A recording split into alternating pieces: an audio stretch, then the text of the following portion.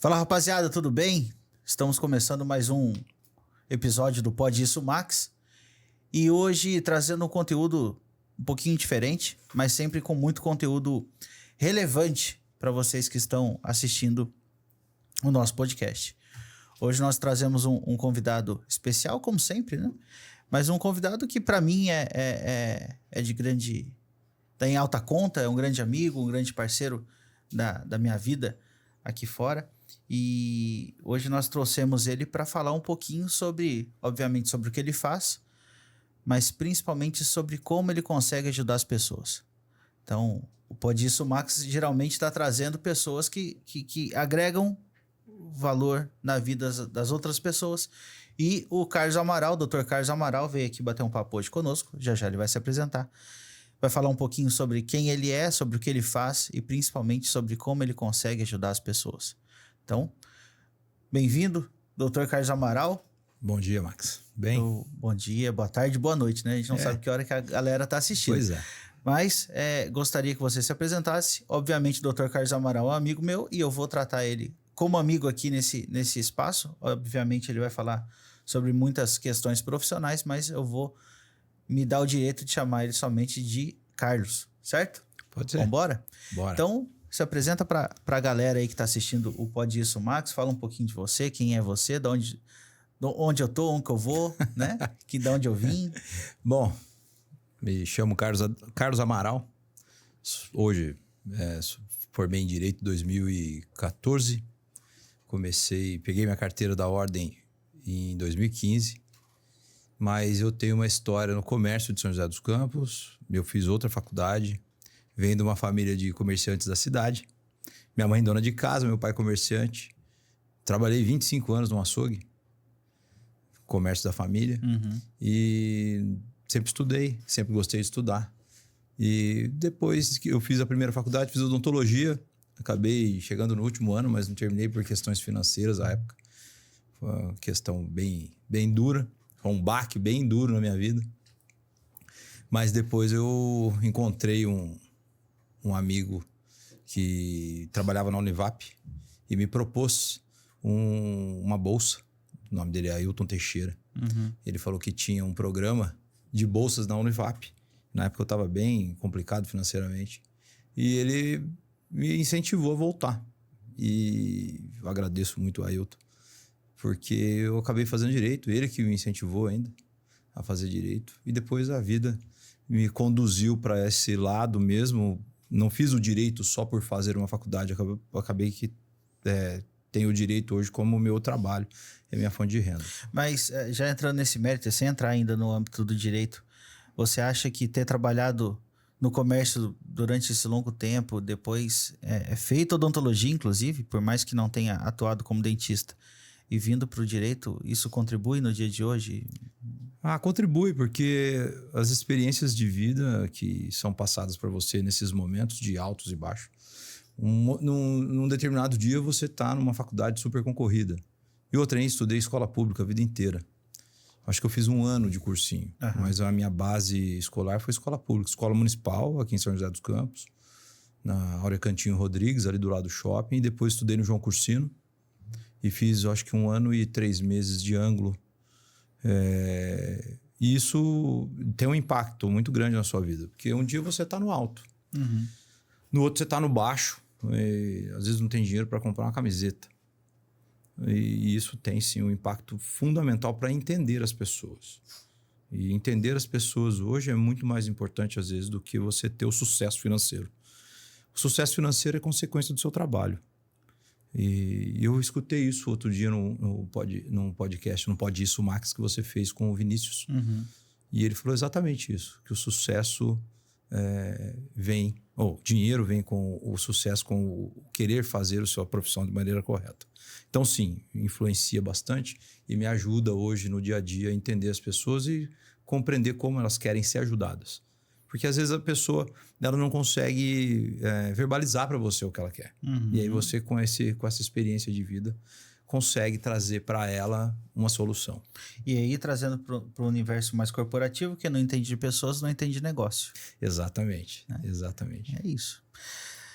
E quantos, agora já entrando no universo do seu dia a dia como advogado, quais as áreas que você atua? O escritório hoje ele atende o direito previdenciário, atende também o direito trabalhista e também atende o direito civil, civil, né? O processo faz o direito civil. E hoje o leque é bem grande, né? A gente consegue atender bastante coisa, não dá para pegar tudo. Então nós selecionamos e cada um dentro da sua área consegue atender o cliente da melhor forma. E o que te levou a entrar nesse universo da Previdência? Pois bem, eu estava fazendo direito, aí surgiu uma oportunidade com um conhecido para montar um escritório.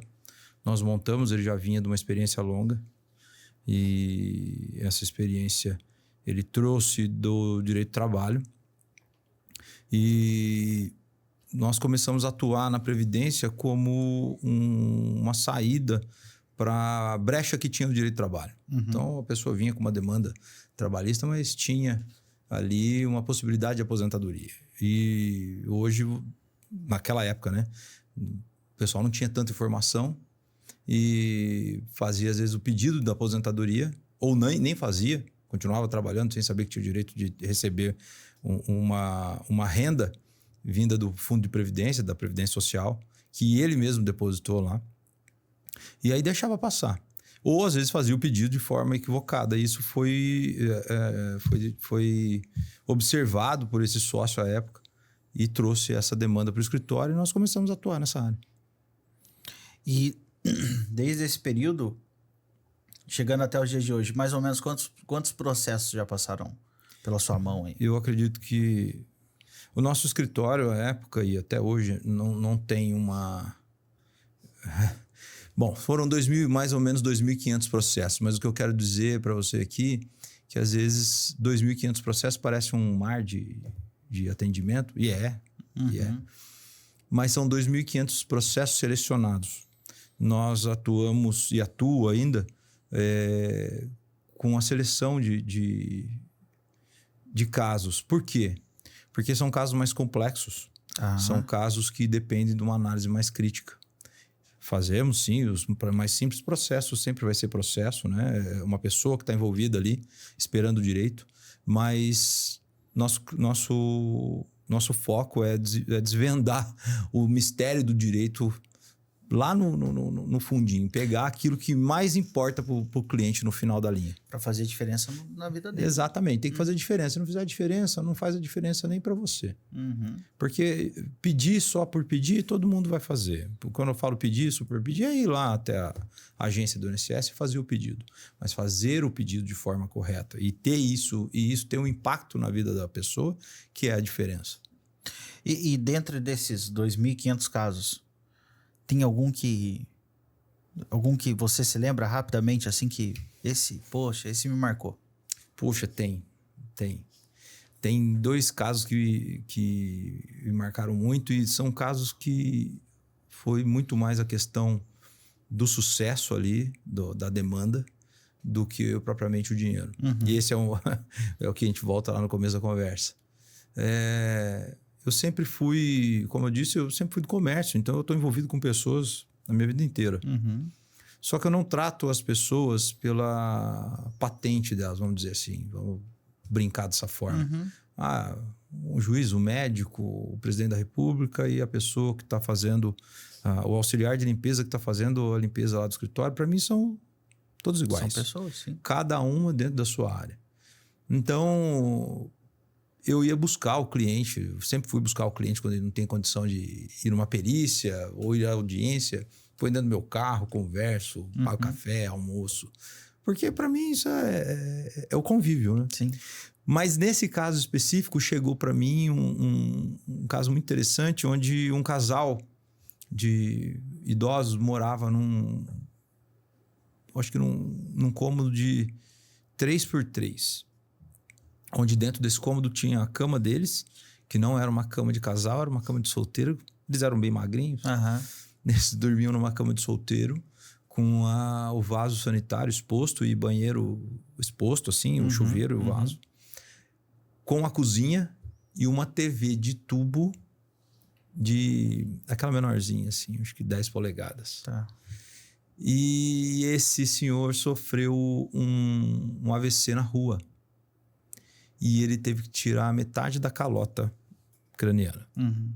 Então, com essa retirada da calota, ele teve também uma lesão, né? Uma lesão cerebral, que impossibilitou ele de caminhar, impossibilitou ele de subir num ônibus. Uhum. E eu buscava, sempre busquei e levei esse cliente até as perícias. Mas ele chegou até mim para receber um benefício assistencial, um benefício de um salário mínimo mensal, sem direito a 13º.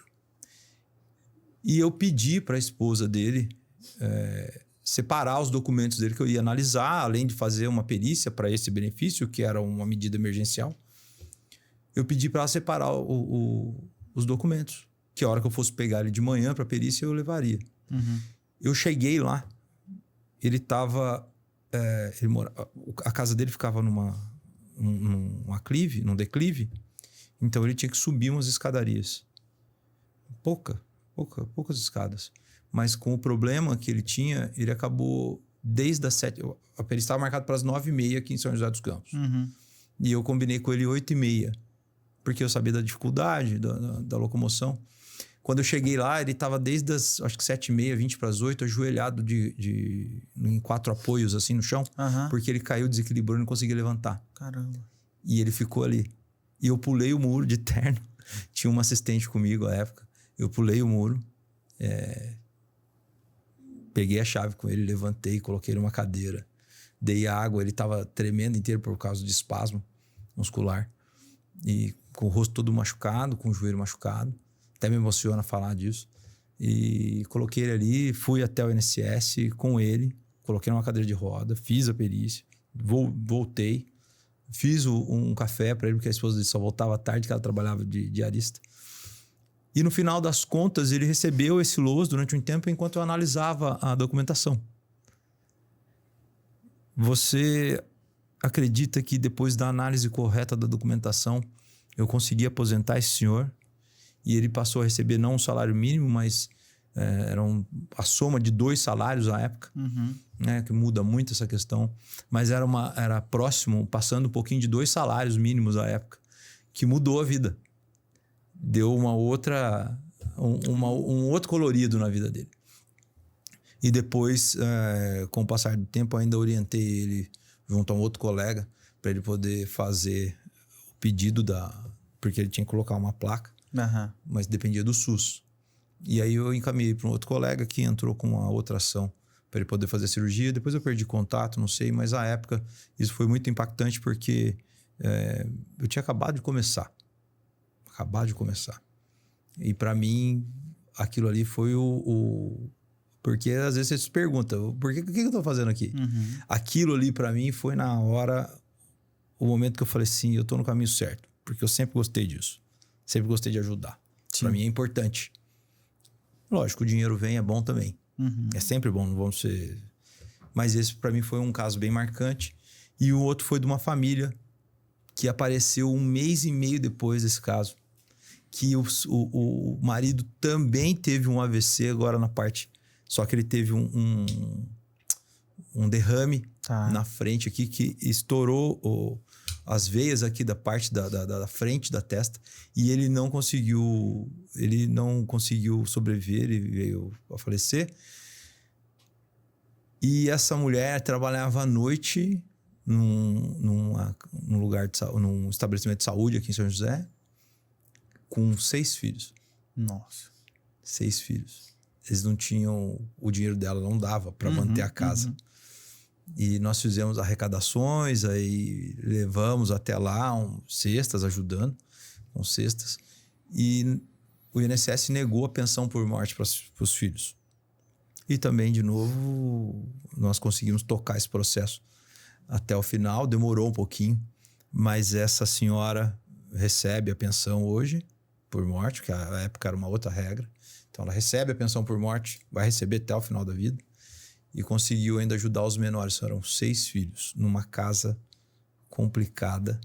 que veio também por indicação de uma pessoa. Ninguém queria pegar o caso. Nós pegamos e resolvemos à época. Então, esses 2 casos me marcaram bastante. Legal. E é o que a gente conversou no início, né? De fazer a diferença na vida das pessoas, ajudar. Boa. Parabéns por isso, viu? Obrigado. nós vamos trabalhando. Mas é o lado humano, enfim, a gente tem que destacar isso aí. Mas vamos lá. Dentro dos... existem vários formatos de aposentadoria, certo? Certo, é isso mesmo. Vários formatos, enfim, várias maneiras e tudo mais. Qual que você acha que é a mais procurada hoje? Tem uma que é... Tem. Eu vou falar pela região, tá? Os benefícios previdenciários, né? As famosas aposentadorias, nem todas são aposentadorias, os benefícios são vários, mas vamos falar das aposentadorias. As aposentadorias, hoje aqui na região, pela característica da região, a mais cobiçada foi até a emenda e é ainda, até a mudança da Previdência, né, em 2019, mas é ainda a aposentadoria especial. O pessoal procura a aposentadoria especial porque ela tem o patamar de pagamento dela, o percentual de pagamento dela é alto. No passado era 100% e hoje 100% da média de salário de contribuição. Então, a pessoa trabalha a vida inteira, contribui com vários salários durante a vida. E aí tem uma regra de cálculo, que eu não vou entrar em detalhe aqui, mas é feita uma média desses salários, que essa média de salário é que vai definir pelo tipo de benefício quanto a pessoa recebe por mês. E hoje, a aposentadoria especial, junto com a aposentadoria por pontos e a aposentadoria da pessoa com deficiência, são as que mais pagam o mais próximo do 100% ou 100% dessa média que vão pagar para o segurado mês a mês. Então, hoje nós temos 3 tipos que mais dão condição, a melhor condição para o segurado, para o aposentado mensalmente. A aposentadoria por tempo de contribuição, a aposentadoria da pessoa com deficiência e a aposentadoria especial. Legal. E entrando nesse universo de quem está pleiteando aí a aposentadoria por deficiência. Vamos entrar nesse mérito da questão da deficiência. Qual a dificuldade que existe nesse universo? Porque muitas vezes a pessoa tem deficiência e ela é jovem, né? Não entrou no caso de idade para aposentar. E aí tem os laudos, tem perícia, tem muita coisa envolvida. Mas como que vocês trabalham para conseguir isso de uma forma justa, né? Justa, acho que a questão é essa. Justiça e justa para a pessoa que, infelizmente, não vai ter mais condição de trabalho, né? Essa sua pergunta é importante, porque, veja, o espectro do entendimento da pessoa portadora de deficiência, ele é muito amplo. E ainda bem, porque muitos no passado ficaram fora dessa seleção. A aposentadoria da pessoa com deficiência, ela começou a vigorar de forma de conceder benefício a partir de 2015, mas já com uma lei anterior de 2013 para preparar o INSS e o segurado para essa concessão. Então, nós temos aí 10, 12 anos da lei. O que mudou? No passado era muito objetivo. O entendimento de deficiência era muito objetivo. Você perdeu uma falange do dedo ou você perdeu a mão. É muito objetivo. Não, hoje nós temos um leque muito grande de entendimento de deficiência. Pode ser uma deficiência mental, uma deficiência psiquiátrica, não mental, só na questão dessas patologias que a gente já sabe que causam uma deficiência na nascença do ser humano. Mas aquela que pode ocorrer durante a vida. Então, esse entendimento de deficiência mudou. E isso ajudou o segurado, desde que ele entenda como buscar o direito.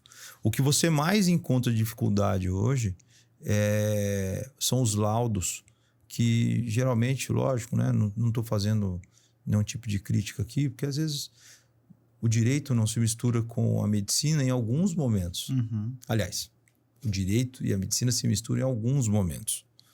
E nesses momentos, às vezes, falta um pouco de informação profissional médico para entender a linguagem do direito. Porque um relatório dizendo que a pessoa tem um problema e tem um CID não possibilita ao examinador lá, o perito previdenciário lá no INSS, entender o que aquele médico assistente é aquele que trata você. E o médico perito é aquele que faz a perícia para saber se você pode receber um benefício. Então, o médico assistente tem que colocar no papel de forma clara, não precisa escrever um livro, mas de forma clara, o que aquela patologia traz de limitação para o paciente dele. Para que o médico perito lá no INSS ou até mesmo na justiça entenda e consiga direcionar a decisão daquele pedido de uma forma correta e justa. Tá. Então, a maior dificuldade que tem hoje é você conseguir, o segurado conseguir um relatório médico, um laudo médico, um relatório médico, onde demonstre de forma clara e objetiva as limitações que aquela patologia impõe ao paciente, ao segurado. Porque é isso que vai definir qual tipo de aposentadoria da pessoa com deficiência vai receber. Porque ela pode ser leve, moderada ou grave. E isso vai influenciar no tempo que a pessoa tem que trabalhar. Nós não estamos falando de invalidez. Não é isso.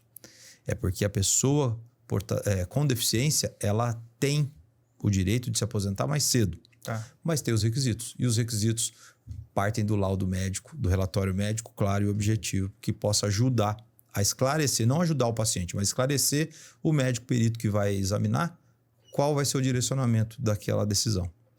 É isso. Entendi. E nessa explicação que você deu agora, você foi muito claro em dizer sobre a questão da saúde mental, né? Que vem se tornando destaque nos últimos anos, principalmente, né? Com alguns reconhecimentos a mais que não existiam no passado sobre questões mentais. Problemas como depressão, ansiedade, isso tanto dentro do ambiente de trabalho ou não, isso também pode impactar e também gerar um resultado sobre a questão do benefício, né? Pois é, engraçado, né? Essa vida vai dando experiências pra gente que elas não têm preço. Você fez uma pergunta extremamente pertinente, porque o mal do século são as doenças de cunho psicológico psiquiátrico. Esse é o mal do século. Você vê muito disso, até mesmo em crianças hoje, com o uso excessivo de tela, a falta da prática esportiva. Isso causa a velocidade da informação. Antigamente você conseguia... Sem dúvida. Saber como é que foi. Se você perdeu o jogo do domingo, você tinha que esperar sair o lance na segunda. Para você saber o que aconteceu. Agora ou você abre o celular, né? Agora você abre o celular na hora, dormir durante o jogo, você já abre e já vê os gols ali. Tô fazendo essa brincadeira por quê? Porque esse tipo de conduta, né? É micro, né? O exemplo, mas esse tipo de conduta causa essa ansiedade, que causa outras questões aí mentais. Desdobra, né? Desdobra. Meu primeiro caso de saúde mental, de aposentadoria e de auxílio... vou contar 2 casos. Tá. De aposentadoria e um de auxílio acidente, que é um outro benefício. Uma moça chegou um dia no escritório reclamando de uma dor no cotovelo. Que é muito específico, se a pessoa ver, escutar, vai saber, tá falando de mim. Então, vou mudar dor no cotovelo. E ela reclamando ali de dor no cotovelo e eu vendo aquela moça jovem com um ar baixo, com um ar falando de forma monossilábica, e eu vi que não tava ali uma pessoa que você tava com um problema no cotovelo, epicondilite. Não era só isso. E ela trouxe os documentos médicos. E eu comecei a vasculhar os documentos e olhei um relatório médico com um CID relacionado com depressão. Ok. E mais um CID relacionado com bipolaridade. Uhum. E mais um CID relacionado com ansiedade. E eu perguntei para ela. E ela me explicou rapidamente o que era aquilo, por que ela estava tomando aqueles remédios, por que o médico colocou. E ela disse que ela estava muito triste porque ela não estava trabalhando. Eu falei assim, mas você está recebendo benefício. Mas não era isso que eu queria, eu só estou aqui porque a empresa me tratou de forma errada. E quando ela começou a falar aquilo, eu comecei a linkar uma coisa na outra. E eu falei para ela que nós íamos cuidar do caso dela, tal, e eu puxei mais um pouquinho a língua dela, ela falou que ela teve uma lesão, essa lesão no cotovelo, foi realocada dentro da empresa, num setor que a própria empresa chamava de setor de lesionados. Uhum. E aquilo para ela, uma moça jovem, ela não aceitava. Eu não sou lesionada, eu tô com um problema que eu posso curar. Uhum. Só que aquilo influenciou ela de tal forma, porque, além disso, ela treinava as pessoas para um posto acima, que ela almejava, que ela estudou. Uhum. Ela treinava a pessoa para ficar no lugar dela, quando, na verdade, a diretoria chamava essa pessoa que foi treinada para o posto que supostamente seria dela. E aquilo foi consumindo. E o chefe dela passava pelo esse setor de lesionados e não cumprimentava ninguém. Só começava a cumprimentar. Poxa. O setor depois. Uhum. E o pessoal começou a entender aquilo como uma discriminação, só que essa moça absorveu isso. Ela absorveu. Tá. E aí nós trabalhamos em cima da lesão psicológica e ganhamos, resumindo o caso, ganhamos uma lesão, um acidente de trabalho por lesão psicológica, psiquiátrica. Uhum. Foi a primeira que nós ganhamos. Esse processo demorou acho que 7 ou 8 anos pra gente definir o que era. Tempo, hein? Não acabou ainda, ele tá rolando ainda. Uhum. Porque nós precisamos agora receber, ela precisa receber. Tá. Mas nós ganhamos o processo e consolidou a lesão psiquiátrica, psicológica por conta de atitudes da empresa que colocaram o funcionário em situação vexatória. E isso influenciou diretamente. Esse foi um caso. E outro caso foi também muito específico. Eu vou tentar mudar um pouquinho a história. Uma moça sofreu um acidente num determinado lugar aqui na cidade. E só que ela foi ferida. Foi ferida mesmo. Uhum. Nesse lugar. E ela nos procurou. E durante a entrevista, ela procurava um benefício, um antigo auxílio-doença, para ela ficar afastada para poder se recuperar.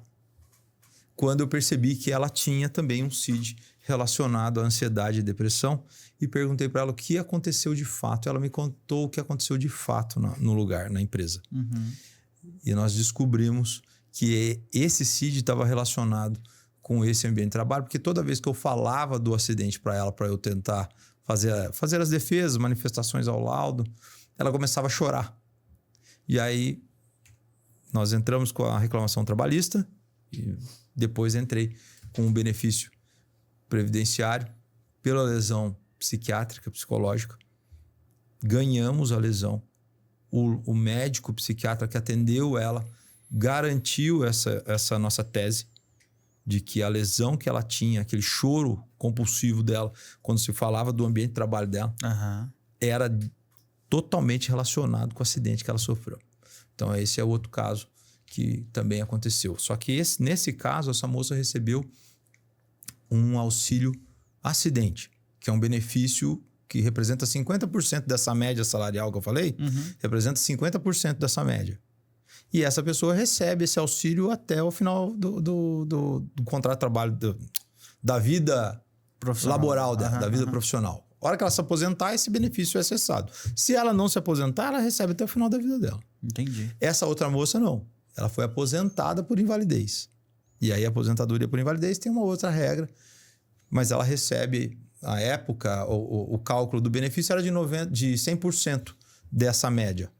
Então, ela recebe e passa por perícias regulares a cada 2 anos para saber se ela está em condição ainda de receber o benefício ou se ela está em condição de voltar para o mercado de trabalho. Legal. Então, isso pegando esse link, eu até vou fazer uma pergunta que é interessante para quem está assistindo e não tem muita familiaridade com esse universo.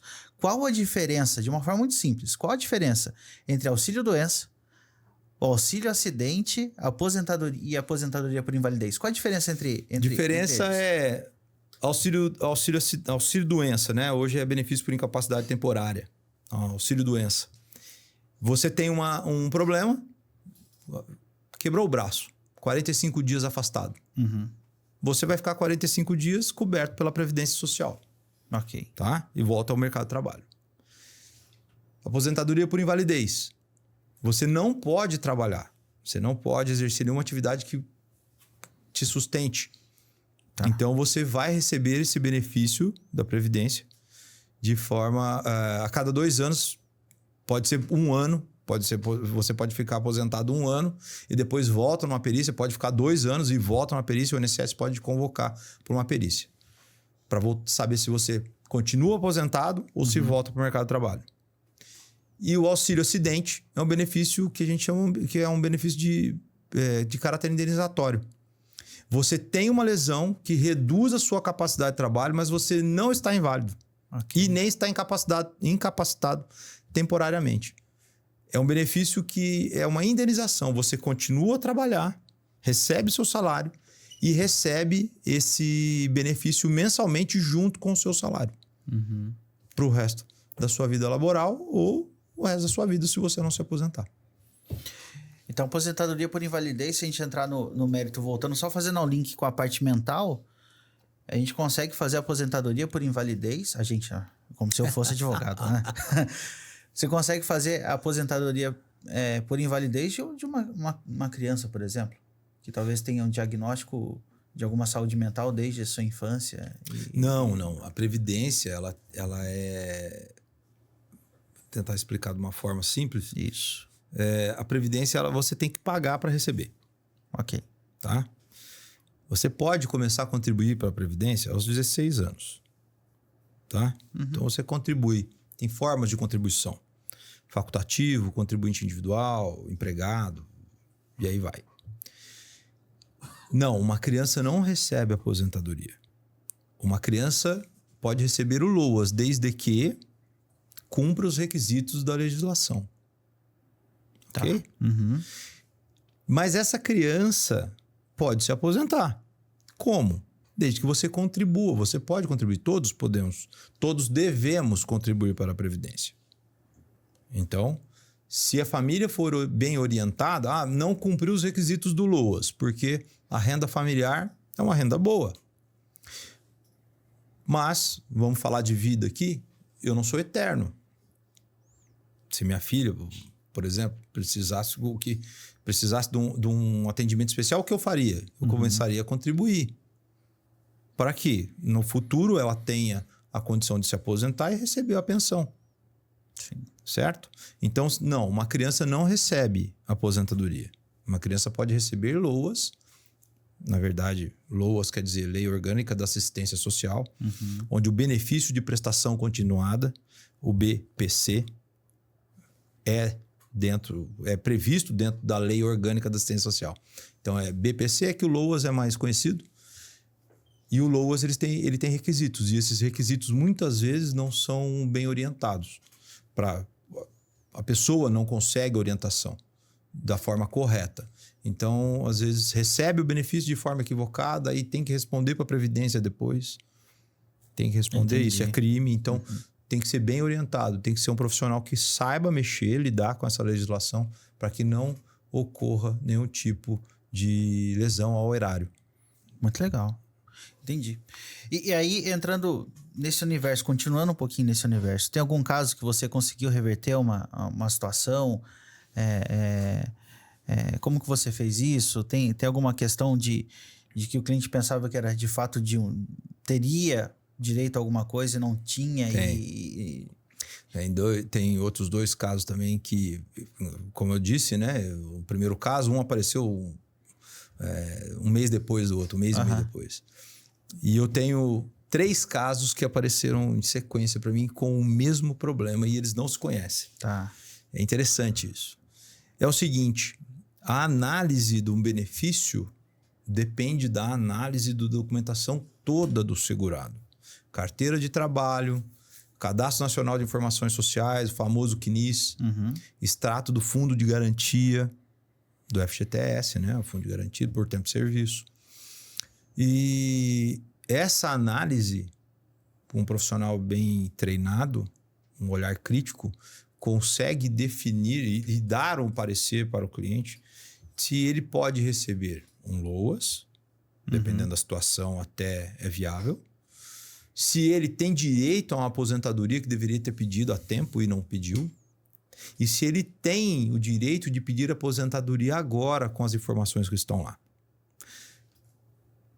Um caso bem marcante também foi que uma pessoa conhecida veio me procurar falando que o marido tinha falecido e recebeu LOAS durante um tempo,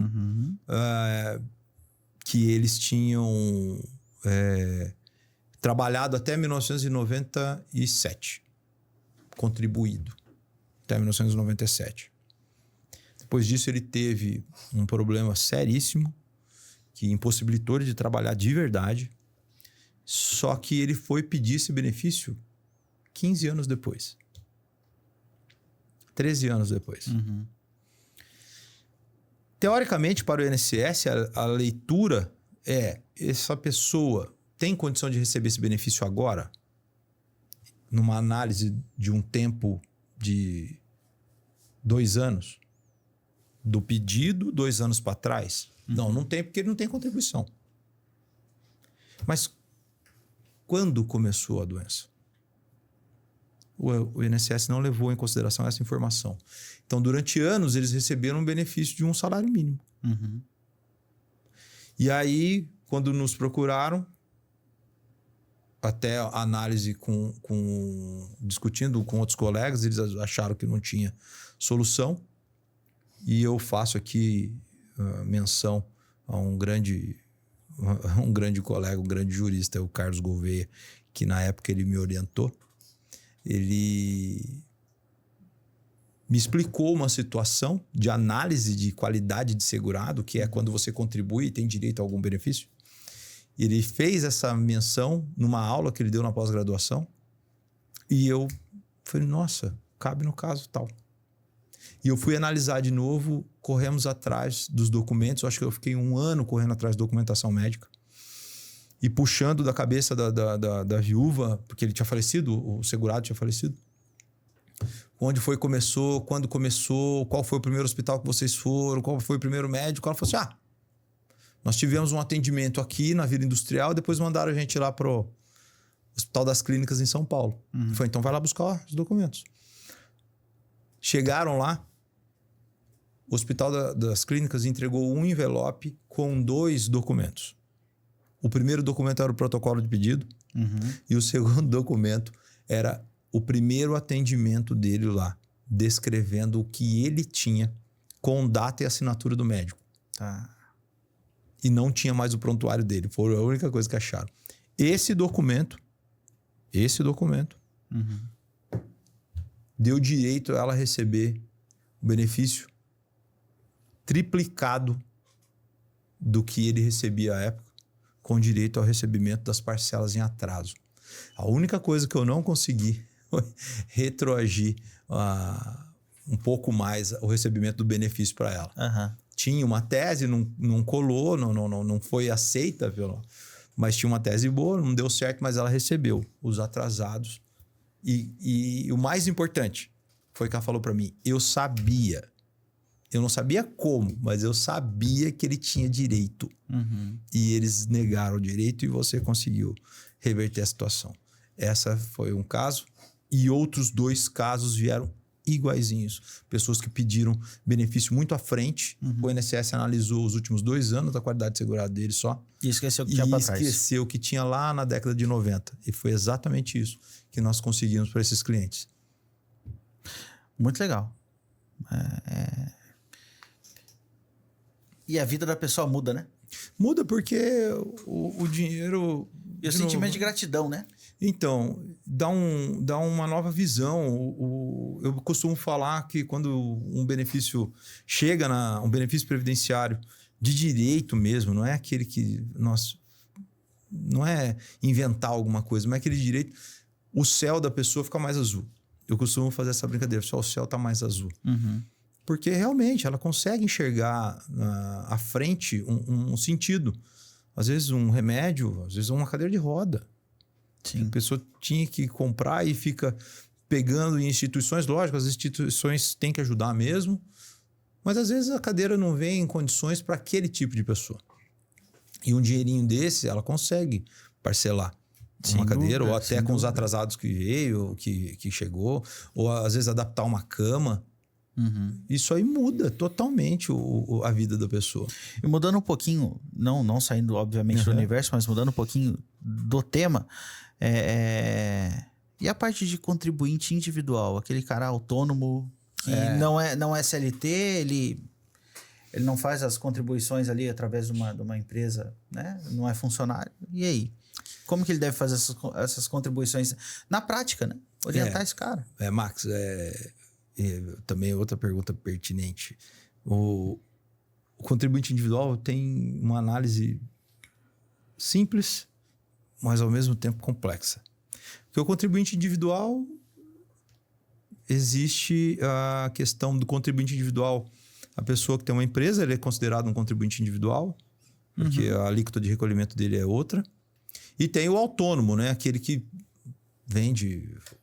Esse pessoal que vende panela na rua, ainda tem. De vez em quando eu vejo um pessoal vendendo tapete, panela e tal. Esse pessoal deve pagar a previdência. Deve pagar, como o contribuinte dono individual, dono de uma empresa, também paga a previdência obrigatoriamente. A diferença do autônomo é que ele tem que pagar essa contribuição via o carnezinho que ele compra. E às vezes a pessoa ganha um certo valor por mês. Sei lá, 5, 6, 7 mil. Qual a alíquota de recolhimento dele? Se ele for um autônomo. A alíquota de recolhimento dele é 20% do que ele ganha. Então, 20% do que ele ganha representa R$ 1.400 numa pessoa que ganha 7 mil por mês. Às vezes assusta. Mas aí que está a pegadinha. Lá na frente, uma alíquota de recolhimento dessa informa ao INSS que ele tem uma média de contribuição de 7 mil. Então, quando ele fosse aposentar, a média de contribuição dele, né, que a gente chama de salário de benefício, é o nome da média, é o nome técnico da média. Esse salário de benefício vai ser baseado no 7 mil atualizado. Mas essa mesma pessoa que tem a consciência de pagar o INSS, mas paga de forma equivocada um salário mínimo, a média de contribuição dele lá na frente é salário mínimo. Então, o que eu oriento? Eu oriento que o contribuinte individual autônomo pague os 20%. Ok. E o contribuinte individual, o empregador, ele às vezes não quer pagar, fica muito pesado, ele acha que fica muito pesado ele pagar a contribuição previdenciária dentro da... Então, ele paga baseado também em salário mínimo por orientação, às vezes, da própria contabilidade. Porque ele acha que a Previdência não paga e é uma mentira muito grande. A Previdência paga desde que o dinheiro esteja lá contribuído. Se você pagar salário mínimo, você vai ter salário mínimo. Se você pagar no teto, você vai ter média de teto. E vamos fazer uma pergunta aqui para quem está assistindo, que geralmente é a dúvida mais, pelo menos eu acredito que seja a dúvida mais comum. Né? Tem muita diferença entre aposentar por tempo, aposentadoria por idade, aposentadoria especial. Quais são as diferenças na prática? Na prática. Todas... E vale a pena? Porque tem muita gente que fala assim, poxa, mas eu contribuí tanto tempo, mas eu já tenho idade, eu não tenho idade, enfim. Boa pergunta. Todas as aposentadorias que você citou podem chegar ao patamar de 100%, às vezes passar. Por quê? O pessoal fala muito do fator previdenciário, mas uma aposentadoria por idade pode gerar um fator previdenciário positivo. Então, ele tem uma média de 5 mil, mas o cálculo do fator previdenciário não deu abaixo de 1, deu acima de 1. Então, 1,06. Então é 5 mil mais 6%. Então ele tem ali o acréscimo de 6% na aposentadoria dele. Mas a análise tem que ser feita de forma correta. Então eu vou dar um caso simples aqui. 65 anos. Chega lá no escritório com, sei lá, 40 anos de contribuição. Eu vou fazer a análise dos benefícios e vou demonstrar para o cliente o mais benéfico. E aí, o mais benéfico pode ser com fator previdenciário numa aposentadoria por idade, porque todo mundo acha que aposentar por idade é receber salário mínimo, e não é. Uma aposentadoria por idade pode gerar um valor maior do que uma aposentadoria por tempo de contribuição. Pode. Eu já vi casos, são raros, mas pode. Que o valor da aposentadoria por idade é maior do que a aposentadoria por tempo de contribuição. A aposentadoria por tempo de contribuição dá para dividir em 4 ou 5 benefícios de análise de benefício. Só a aposentadoria por tempo de contribuição. Então, precisa analisar. Por quê?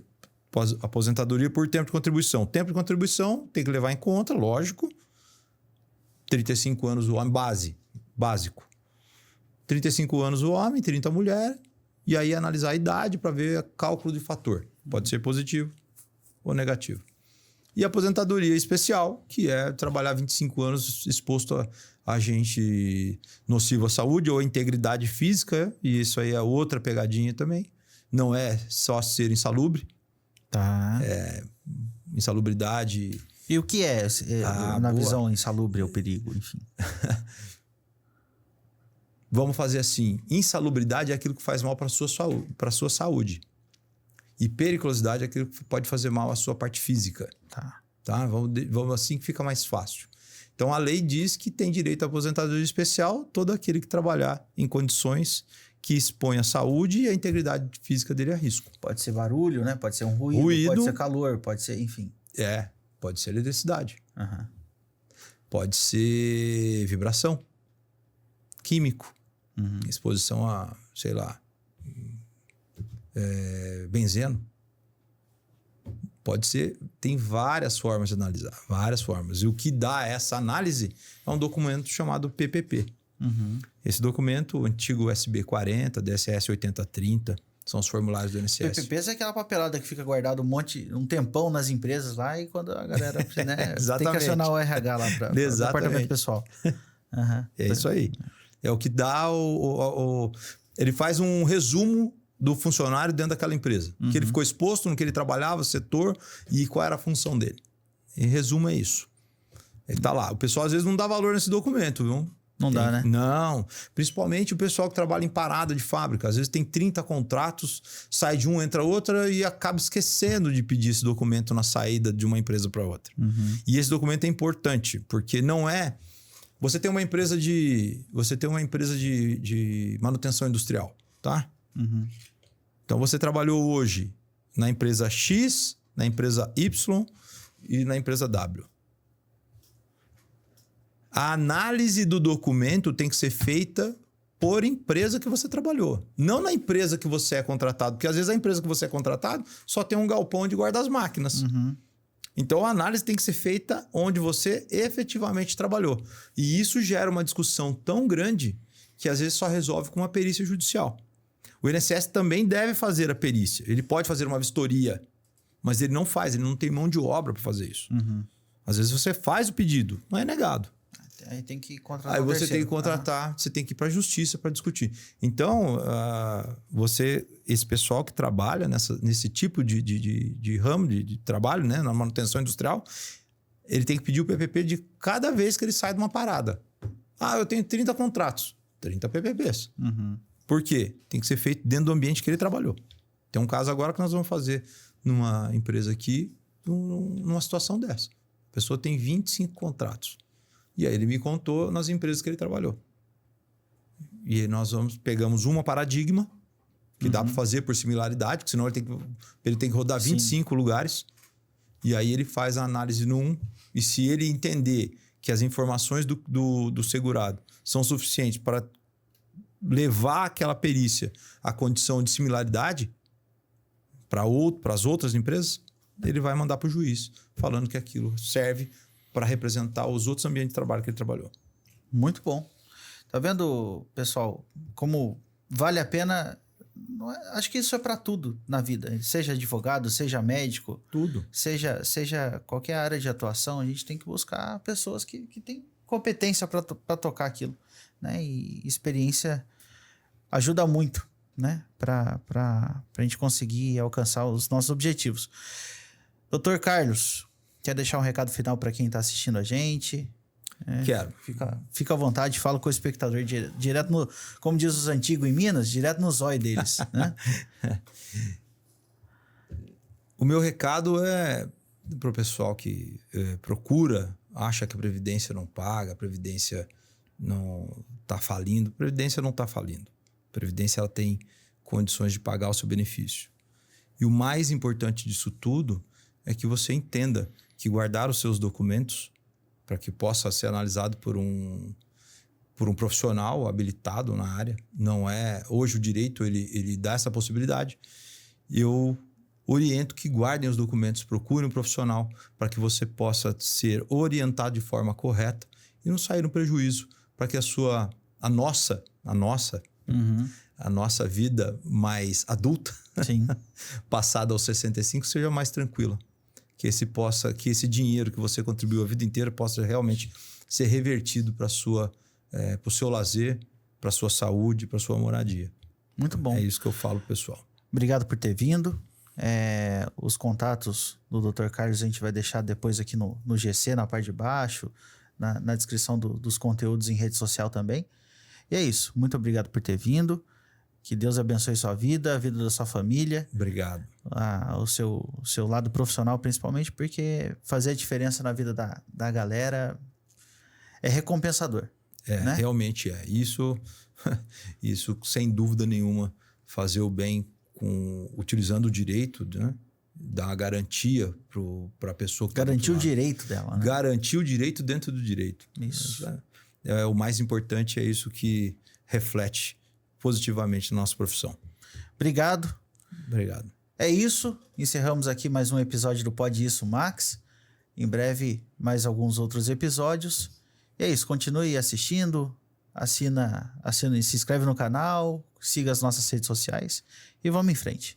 Obrigado a todos. Obrigado, Dr. Carlos. E é isso. Valeu!